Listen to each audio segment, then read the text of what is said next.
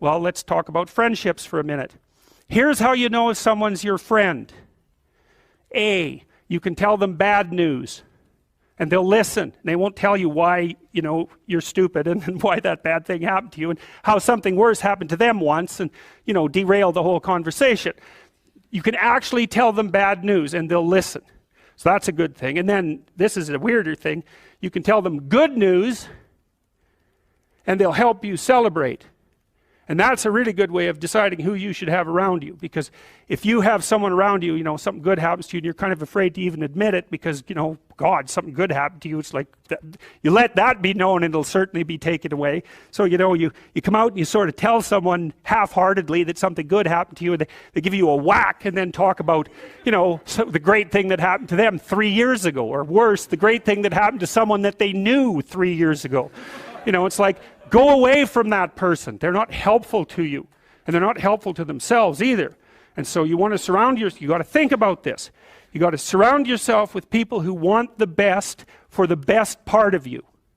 You can hang around with weasels and losers that are trying to pull you down to justify the fact that they're spiraling downhill as well. And the upside of that is you don't have to have any responsibility and you can all whine about how wretched life is, so that's pretty attractive. But I would say it's also a bad medium to long-term plan. And so it's acceptable and desirable to try to surround yourself with people who are facilitating your development. And you might say, well, I've got people around, I know them well, they're not doing that well and they don't fit into that category. It's like, what's your point? What are you going to do with them exactly? If they'll listen and cooperate with you and move towards a better future, great.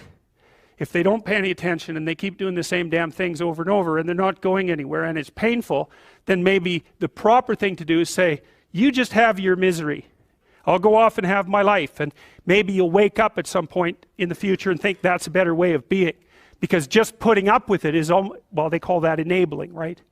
You put up with that sort of behavior, you're providing tacit consent for it and even tacit approval.